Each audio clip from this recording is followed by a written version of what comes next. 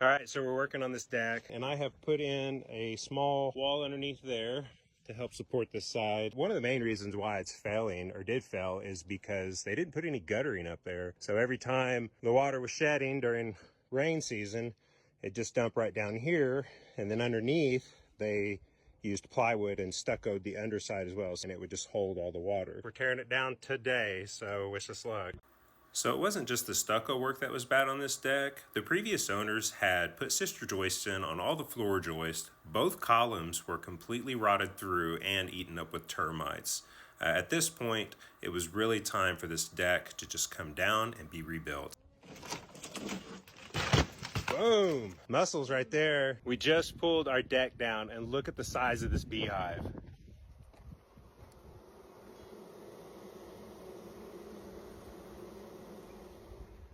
Now they're not too ferocious right now because we've been burning a lot of sage around the post just so we could pull the deck, so we could pull all the stucco work off the front. But now we're gonna go ahead and drag that piece over into the woods a little bit so that we can get it away from the house. First time raw honey.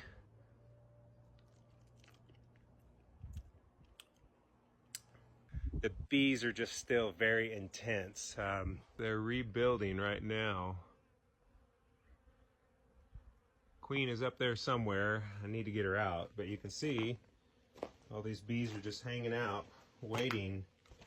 But I gotta start tearing down the deck, and they are right there. Here is the temporary wall I built to hold up the worst part of the deck. You can see that whole thing was just, you can see it was just falling apart. You can just hear how it's pretty hollow in areas. So putting this temporary wall up, it's bearing all the weight of that. It's not even resting on this post anymore.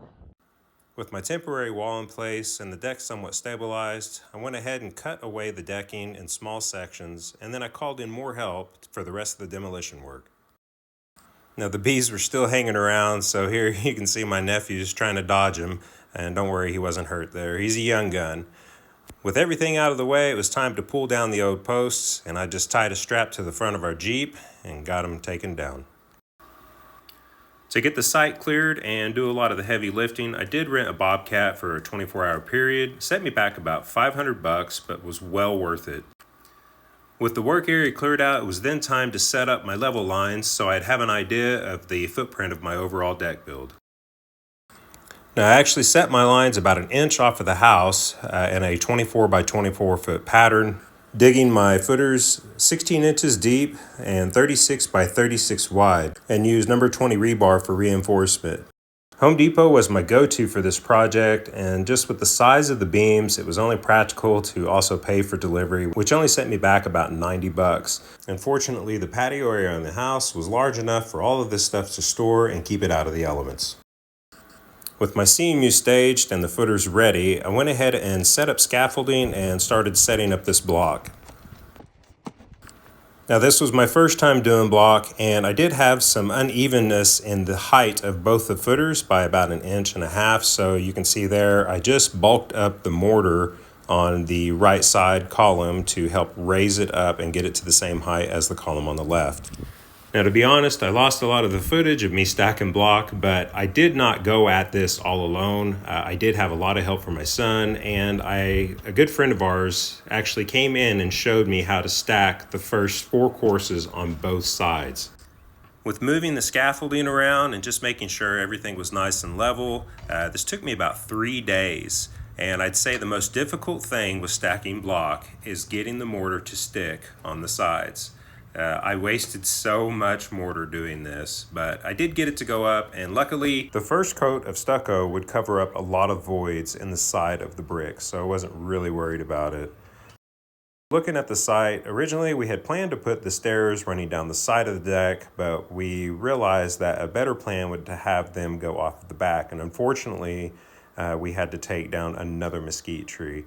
But it was a better plan in the end. Progress is coming along nicely. So now that we have the glue lamb up, GLM beam, that is a 15/24, 5 inches thick. So now we're gonna hang the, I've got 22 of these TJI 14-inch I-joists going up. Okay, so I have got all my hangers in now across the beam there.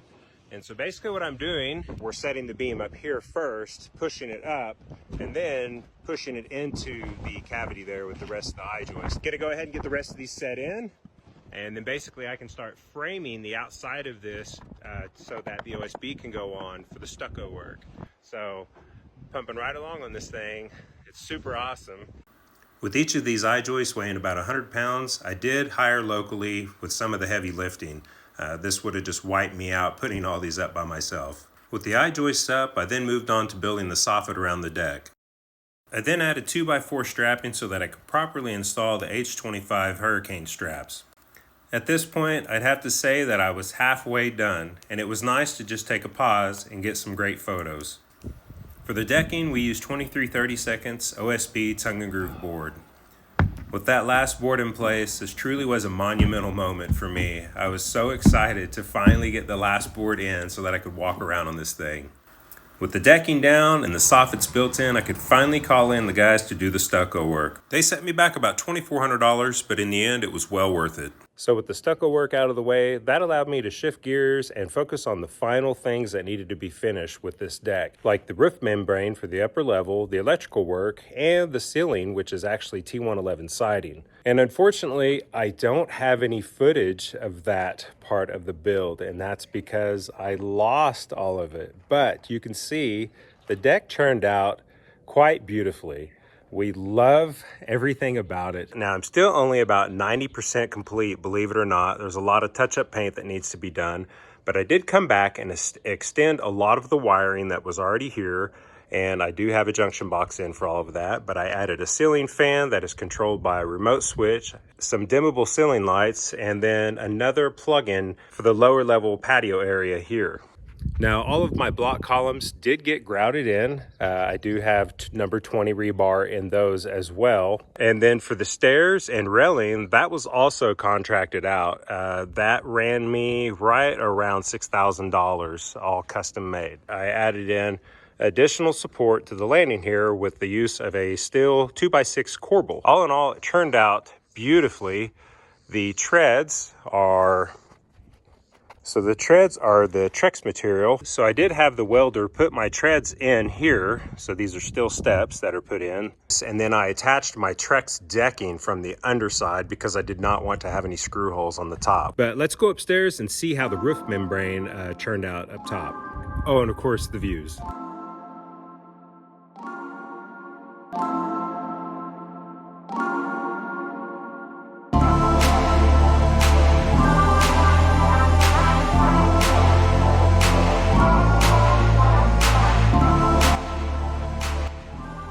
Now, as I was saying earlier, I'm about 90% done on this project, and that's because I just had to pull the plug on it. It's good enough to use the way it is. There are some things I'm going to explain about this membrane, but you can see I do have some touch-up paint to do. I do need to wash it off because we actually had a few rainstorms before I was able to paint the railing, and the rust got down onto the roof coat. But the product I used here was a self-adhesive Map-I product, and it's a cool deck product, and it's designed to help keep your decking on your home, and then of course your attic temperatures lower. Now, this is used almost exclusively in builds nowadays that are flat roof or have any kind of tile roofs or even shingles nowadays. So a lot of your patios on your homes, when it's a flat roof, this is most likely what you're going to have. But looking here, you can see these like gopher trails, if you will. And honestly, this is where all the deck boards butt together. Now, I did leave an expansion gap here, like you're supposed to when you put deck boards down. But for some reason, it just is not adhering in these areas. Maybe we just haven't gotten hot enough here in Arizona yet. I did roll it out like it was supposed to. I did use a weight, but I don't know what's going on with it. I don't know, maybe Map-I will see this video and offer some sort of resolve for it, but I would love to redo it. It's just not gonna happen anytime soon. But with everything being sealed up the way it needs to be, I got all of the underside finished and completed, and here we are now enjoying a beautiful Arizona sunset. What do you think about it, baby? Beautiful. Beautiful. Oscar, you like it? Oh yeah, downward dog, he's happy. Well, I hope you liked the video. If you like projects like these, stick around. I've got a few more coming up.